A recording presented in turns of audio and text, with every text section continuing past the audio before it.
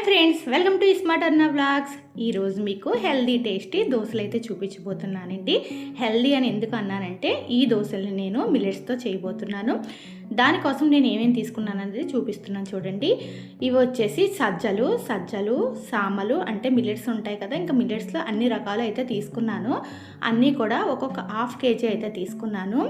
అలాగే కొర్రలు, ఆ మిల్లెట్స్ ఏమేమి తీసుకున్నానని చూపిస్తున్నాను. సజ్జలు, సామలు, కొర్రలు, అరికలు, అంటుకొర్రలు, జొన్నలు, ఊదలు ఇవైతే తీసుకున్నానండి. నేను ఇది ముందుగా షార్ట్ వీడియో చేద్దామని చెప్పి వీడియో తీసాను, కానీ లాంగ్ ఎక్కువైపోతుందని మళ్ళీ ఫుల్ వీడియో అయితే పెడుతున్నానండి. అందుకే కొంచెం వీడియో డిస్టర్బ్గా ఉంటుంది. ఇప్పుడు ఇవన్నీ కట్ చేసి ఒక బకెట్లోకి అయితే వేసుకున్నాను. చూడండి, మిల్లెట్స్ అన్నీ కూడా నేను మీకు అయితే చూపిస్తున్నాను. నేను ఒక హాఫ్ కేజీ మాత్రమే తీసుకున్నాను. కావాలంటే ముందుగా మీరు ఒక పావు కిలో వేసి అన్నీ కూడా తీసుకుని చేసుకోవచ్చు. అలాగే ఇప్పుడు దీనిలో నేను పావు కిలోలో సగం మినపప్పు కూడా వేసుకున్నానండి. అంటే దోశలు వేస్తాం కాబట్టి కొంచెం మినపప్పు కూడా యాడ్ చేశాను. ఇప్పుడు ఇవన్నీ కూడా శుభ్రంగా నేను వాష్ చేసేసుకుంటున్నాను. మనం ఏదైనా సరే ముందుగా ఇలా కడుక్కొని ఎండబెట్టుకోవాలి. మనం ఇవన్నీ కూడా బయట నుంచి కొని తెచ్చుకున్నాయి కాబట్టి ఎలా అయినా సరే వాళ్ళు ఏదో ఒక మెడిసిన్ అయితే వాడతారండి వీటికి. ఇంకా అవన్నీ పోవాలంటే ముందుగా ఇవన్నీ కూడా శుభ్రంగా కడుక్కోవాలి. అలాగే దీంట్లో మీరు కావాలంటే సోళ్ళు కూడా యాడ్ చేసుకోవచ్చు. మా ఇంట్లో సోడిపిండి ఉందని చెప్పి నేనైతే సోళ్ళు యాడ్ చేయలేదు. అలాగే ఒక పావు కిలోల సగం గోధుమలు కూడా వేసానండి. ముందుగా ఇవైతే చూపించలేదు. నేను ఇవి వాష్ చేసేటప్పుడు ఆ గోధుమలు కూడా వేసాను. మీరు మీ ఇంట్లో సోడిపిండి లేదంటే సోళ్ళు కూడా వేసుకుని ఇవన్నీ శుభ్రంగా కడుక్కొని ఇలాంటి చిల్లులు జల్లిడి ఒకటి తీసుకోండి. దానిపైన నేను ఒక కాటన్ క్లాత్ అయితే వేసుకుని ఇప్పుడు దీంట్లోని వాటర్ అంతా కూడా తీసేసుకుంటున్నాను. ఈ విధంగా నేను ఒక 2 సార్లు అయితే కడుక్కున్నానండి. నేను ఇవే కాదండి, ఇంట్లో గోధుమలు తెచ్చుకున్నా అంటే గోధుమ పిండి కూడా నేను ఇంట్లోనే రెడీ చేసుకుంటాను. గోధుమలు తీసుకొచ్చి ఆ గోధుమలు శుభ్రంగా కడుక్కుంటాను. ఇప్పుడు నేను గోధుమ పిండి కూడా ఆడించుకుందామని చెప్పి గోధుమలు కూడా తెచ్చుకున్నానండి. ఇంకా గోధుమలు కూడా కడుగుతున్నాను. మనం ఒక హాఫ్ అన్ అవర్ టైం కేటాయించామనుకోండి, మనం ఎటువంటి మైదా కానీ ఏమీ కలవకుండా గోధుమ పిండి కూడా ఇంట్లోనే స్వచ్ఛంగా తయారు చేసుకోవచ్చు. బయట కొన్న గోధుమ పిండిలో 0% మైదా అని చెప్పి వాళ్ళు యాడ్ చేస్తారు. కానీ ఎవరైనా సరే వ్యాపారం చేసేవాళ్ళు లాభం లేకుండా బిజినెస్ అనేది చెయ్యరు కదా. మనకి ఎంత ఖచ్చితంగా ఎంత స్వచ్ఛమైన గోధుమ పిండి అయితే బయట మనం తీసుకోలేం కాబట్టి కొంచెం టైం కేటాయించి గోధుమలైనా సరే నేనైతే ఇంట్లోనే తెచ్చుకొని కడుక్కొని ఎండబెట్టుకొని అప్పుడు నేనైతే పిండి పట్టించుకుంటానండి. ఇప్పుడు నేను తీసుకునే మిల్లెట్స్ అన్నీ కూడా నేను ఎండలో ఆరబెడుతున్నాను. మిల్లెట్స్ ఒకవైపు, అలాగే గోధుమలు కూడా కడిగి ఎండలో ఆరబెట్టుకుంటాం కదా, గోధుమలు అలాగే బియ్యం కూడా కడిగి ఎండలో పెట్టుకున్నానండి బియ్యం పిండి కోసం.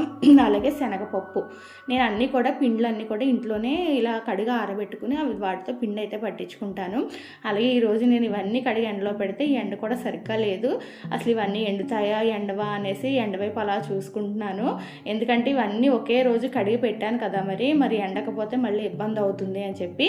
అలాగే మాకు పావురాలు బాధ కూడా చాలా ఎక్కువండి. అందుకని పావురాలు తినకుండా దానిపైన మళ్ళీ క్లాతలు వేసి ఆ క్లాతలు ఎగిరిపోకుండా ఇలా అన్నీ కూడా పెట్టాను. ఇంకా ఎలా అయితేనో కొంచెం మధ్యాహ్నానికి ఇవన్నీ కూడా బాగా ఎండాయండి. తర్వాత ఇంక పిండి పట్టించుకుని వచ్చారు. ఇప్పుడు నేను ఈ పిండిలో కొంచెం ఉప్పు వాటర్ వేసి కలిపి, అలాగే కొంచెం ఇంట్లో సోడి పిండి ఉంది అన్నాను కదా, 2 టేబుల్ స్పూన్ల వరకు ఈ రాగి పిండిని కూడా యాడ్ చేసుకుంటున్నాను. రాగు పిండి ఇంట్లో లేకపోతే ఇవి మిల్లెట్స్తో పాటు రాగులు కూడా కడుక్కుని వాటితో పాటు అవి కూడా మిల్లు పట్టించేసుకుంటే సరిపోతుందండి. నేను ఇంట్లో రాగి పిండి ఉంది కాబట్టి ఇంకా రాగులు అనేవి అందులో వేయలేదు. ఇప్పుడు ఈ రాగి పిండి కూడా వేసి ఈ పిండి అంతా కూడా దోశల పిండిలాగా బాగా కలిపి అయితే పెట్టుకోవాలండి. ఇలా కలిపి మనం ఒక 15 మినిట్స్ పాటు కలిపేసి పెట్టుకుని ఉంచుకుంటే తర్వాత మనకి దోశలు వేసుకున్న దోశలు అనేవి బాగా వస్తాయి. పిండి అనేది బాగా పల్చగా కలుపుకొని ఉంచుకోవాలి. దీనిలో కావాలంటే మీరు ఉల్లిపాయ, పచ్చిమిర్చికాయ ఇవన్నీ కూడా యాడ్ చేసుకోవచ్చండి. నేను మామూలు ప్లెయిన్ దోశ అయితే వేస్తున్నాను కాబట్టి ఇంకా అవేమీ యాడ్ చేయలేదు. మీకు బ్యాటర్ ఏ విధంగా ఉండాలి అనేది కన్సిస్టెన్సీ చూపించాను చూడండి. బాగా పల్చగా అయితే ఉండాలి. ఇప్పుడు నేను పెనం పెట్టుకున్నాను. పెనం బాగా వేడైన తర్వాత పల్చగా కలుపుకోవాలని చెప్పాను కాబట్టి ఇంకా అలా గరిటతో వేసేసుకోవడమే. మనం గరిట పెట్టి పామామనుకోండి గరిటకి అంటుపోతుంది. పల్చగా మనం కలుపుకొని ఇలా దోశలాగా అయితే వేసేసుకోవడమే. తర్వాత కొంచెం ఆయిల్ అయితే వేసుకుని అటు ఇటు బాగా కాల్చుకుంటే ఎంతో టేస్టీగా ఉండే దోశలు అయితే రెడీ అయిపోతాయి. ఈ దోశలు మనం మిల్లెట్స్తో చేసాం కాబట్టి చాలా హెల్దీ అనమాట. చాలామంది మిల్లెట్స్ రైస్గా కుక్ చేసుకుని తినలేకపోతున్నాము అనుకునే వాళ్ళు ఈ విధంగా దోశలు వేసుకున్నారనుకోండి, మార్నింగ్ టిఫిన్లోకైనా లేదా ఈవినింగ్ డిన్నర్లో టిఫిన్ తినాలి అనుకునే వాళ్ళకి ఒక మంచి బెస్ట్ ఆప్షన్ అండి. చాలా టేస్టీగా ఉన్నాయి, అలాగే చాలా మంచిది కూడాను. ఒకసారి మీరు కూడా ట్రై చేస్తారు అనేసి నేను ఇంకా ఈ వీడియోని అయితే నేను మీతో షేర్ చేసుకుంటున్నానండి. దోశలు అన్నీ కూడా మిల్లెట్స్తో చేశాం కదా, టేస్ట్ బాగోవేమో అనుకోక్కర్లేదండి, చాలా బాగున్నాయి. నేను ట్రై చేసి తిన్న తర్వాతే నేను ఆ వీడియోని నేను మీతో అయితే షేర్ చేసుకుంటున్నాను. కానీ మీరు పిండి కలుపుకునేటప్పుడు కొంచెం పలచగా అయితే కలుపుకోండి. అంటే గరిటె పెట్టి మనం పలచగా చేసుకుందామంటే కుదరదు కాబట్టి కొంచెం పలచగా కలుపుకుని దోశలు వేసేసుకుంటే దోశలు అయితే చాలా ఈజీగా వచ్చేస్తాయి. ఈ దోశల్లోకి చట్నీ లేకుండా అయినా తినేయచ్చండి. ఇంకా నేనైతే మా ఇంట్లో కొత్త ఆవకాయ పచ్చడి పట్టారు అని చెప్పి ఇంకా కొత్త ఆవకాయ పచ్చడి అయితే వేసుకుని ఈ దోశలు టేస్ట్ చూసాను, చాలా బాగున్నాయి. మీరు కావాలంటే పల్లి చట్నీతో అయినా లేదంటే కొబ్బరి చట్నీతో అయినా కానీ తీసుకోవచ్చు. ఇంకా అవి ఏం అక్కర్లేదు అనుకుంటే కొన్ని ఉల్లిపాయ ముక్కలు పచ్చిమిరపకాయ ముక్కలు వేసుకునైనా ఈ దోశలు అయితే వేసుకోవచ్చండి. చాలా బాగుంటుంది. ఒకసారి తప్పకుండా ట్రై చేయండి. మీరు ట్రై చేసి మీకు ఎలా అనిపించింది అనేది నాకు కామెంట్ చేయడం మాత్రం మర్చిపోకండి. అలాగే వీడియో నచ్చితే లైక్ షేర్ సబ్స్క్రైబ్ చేయండి. ఇలాంటి మంచి వీడియోస్ అన్ని మన ఛానల్లో మీరు చూడాలనుకుంటే లైక్ చేయడం మాత్రం మర్చిపోకండి. మీరు లైక్ చేయడం వల్ల వీడియో ఎక్కువ మందికి రీచ్ అవుతుంది. మరొక మంచి వీడియోతో మళ్ళీ కలుసుకుందాం. Bye bye.